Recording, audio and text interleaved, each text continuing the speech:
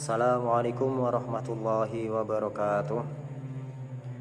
Bismillah, alhamdulillah, salatullah ala rasulillah Sayyidina Muhammadin ibni Abdillah. La hawla wa la quwata illa billah, amma ba'd. Kepada Bapak dosen, yaitu Bapak Putut yang saya hormati, dan kepada teman-teman semua yang insyaallah dipun rahmati Allah subhanahu wa ta'ala. Dalam video ini saya akan menjawab UTS atau pertanyaan-pertanyaan yang telah diberikan oleh Bapak dosen, yaitu ada 3 pertanyaan. Dan yang pertama, perkenalan dulu, yaitu nama saya Muhsin, absen nomor 15 dan dari kelas 2C Prodi Madin PAI.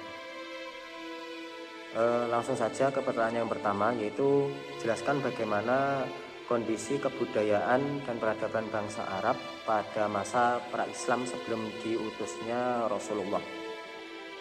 Jadi sebelum diutusnya Rasulullah atau pra-Islam, sebelum Islam itu masuk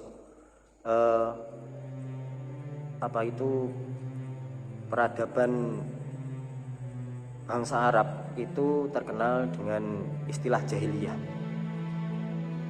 atau juga bisa disebut peradaban kebodohan, yang dimana di situ mereka sebelum Islam itu seenaknya sendirilah, maksudnya seenaknya sendiri menghukumi dengan hukum rimba, yang dimana yang lebih kuat itulah yang menang. Bahwasanya seperti masalah kasusnya seorang perempuan, di mana di situ kok ada seorang perempuan yang melahirkan anak yang bukan laki-laki, berarti itu perempuan, maka sebagai seorang ayah di situ merasa malu sebagai, ibaratnya perempuan itu sebagai aib di masa itu. Jadi kalau seorang perempuan itu melahirkan seorang bayi perempuan, maka langsung dikubur hidup-hidup. Sangat keji sekali, dan banyak pertumpahan darah, perbuatan yang keji yang lainnya juga banyak. Di antaranya di mana di bangsa Arab di peradaban masa itu sebelum pra-Islam, yang lebih berkuasa itu adalah yang lebih kaya. Jadi yang miskin itu ditindas juga. Itulah peradaban Islam peradaban bangsa Arab sebelum masuknya Islam. Nah, sebelum diutusnya Nabi, kemudian kondisi sosial bangsa Arab jahiliyah memiliki klasifikasi berbeda-beda, yang dimana kaum bangsawan itu mendapat dukungan terpandang seperti yang saya ucapkan tadi. Kemudian gaya hidup mereka juga terbiasa bercampur baur antara kaum laki-laki dan perempuan. Boleh dikatakan kehidupan mereka itu jauh dari akal sehat lah. Selain pelacuran, gila-gilaan, kemudian pertumpahan darah seperti tadi, sudah biasa itu di kalangan mereka, di masyarakat Arab pada masa jahiliyah itu.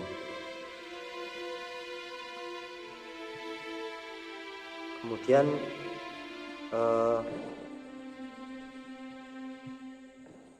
ya itu saja.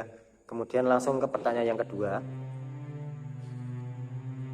yaitu jelaskan secara detail pengertian kebudayaan dan peradaban itu sendiri dan berikan contohnya, condong dalam hal apa saja.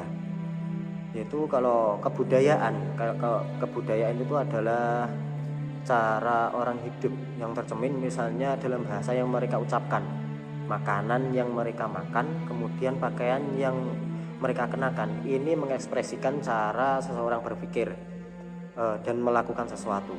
Dengan kata lain, kebudayaan itu adalah seperangkat pengetahuan, pengalaman, dan perilaku yang umumnya dimiliki oleh sekelompok orang. Budaya itu meliputi seni, kemudian pengetahuan, kemudian adat istiadat, kepercayaan, kemudian tradisi, seperti itu. Kalau di Indonesia sangat banyak sekali kebudayaan itu. Kalau kalau peradaban itu adalah proses mengembangkan keadaan masyarakat sejauh budaya, industri, teknologi, pemerintah, dan lain-lain mencapai tingkat maksimum. Istilah peradaban itu kalau berbicara tentang peradaban itu berarti tentang mengadopsi cara hidup yang lebih baik dan memanfaatkan sebaik mungkin sumber daya alam untuk memenuhi kebutuhan sekelompok orang. Ya, langsung yang terakhir, pertanyaan yang nomor 3, yaitu jelaskan dasar-dasar awal yang ditanamkan Rasulullah dalam membentuk kebudayaan dan peradaban Islam yang berkaitan dengan wahyu pertama kali, itu Iqra itu. Untuk dasar-dasar awal, yaitu ini peletakan dasar peradaban Islam yang dibangun oleh Nabi Muhammad SAW. Yang pertama itu adalah pendidikan, tentang pendidikan, yang dimana kebanyakan penyair zaman dahulu itu akan lebih bangga dengan pendayagunaan hafalannya daripada menulis. Nah, kemudian Nabi Muhammad SAW itu datang ke Madinah di awal-awal masa kehijrahan beliau. Kemudian beliau membuat kesadaran dari para kaumnya itu untuk membaca dan menulis. Kemudian tentang Ahlus Sufah juga, ini Ahlus Sufah dan semangat keilmuan dari berbagai kalangan sahabat. Ahlus Sufah itu merupakan sekelompok kalangan yang bisa dikatakan cukup memiliki kedekatan dengan Nabi, atau istilah sekarangnya santrinya Nabi. Itu juga masalah keilmuannya juga langsung dari Nabi juga. Ya, ini langsung saja. Yang kedua yaitu tentang sosial budaya. Tentang penghapusan perbudakan. Tidaklah kebetulan Islam dalam beberapa hukum yang berlaku kepada mukallaf mengharuskan atas pembebasan budak. Pengangkatan derajat budak juga terlihat ketika Bilal mengumandangkan azan. Sebuah posisi yang terhormat. Nabi Muhammad SAW itu lebih memilih posisi itu untuk diisi oleh seorang mantan budak sebagai lambang kesetaraan. Jadi masalah perbudakan itu kalau zaman dahulu pada masuknya Islam itu masalah penghapusan perbudakan ya itu tidak sepenuhnya dihapus oleh Nabi, jadi cuma disetarakan saja. Yang selanjutnya yaitu tentang ekonomi juga, tentang ekonomi. Nabi Muhammad SAW itu mengajarkan tentang riba dan zakat, sebuah upaya pengentasan kemiskinan beberapa orang dalam kebudayaan Arab berpencaharian sebagai pedagang. Nabi merupakan salah satu di antara sosok yang pernah masuk dan berada di tengah-tengah komunitas tersebut. Nabi juga sangat mengenal praktik riba, dan untuk itu di beberapa hadis dan Al-Quran riba menjadi salah satu tema yang dibahas.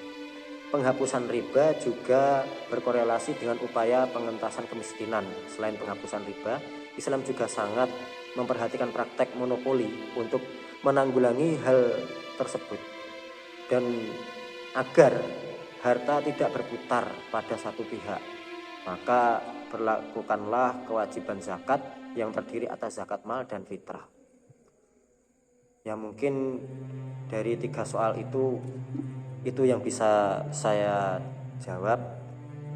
Saya juga manusia biasa, jadi kalau ada kesalahan saya minta maaf yang sebesar-besarnya, dan mohon nanti kalau banyak kesalahan saya mungkin Bapak dosen juga bisa membenarkan.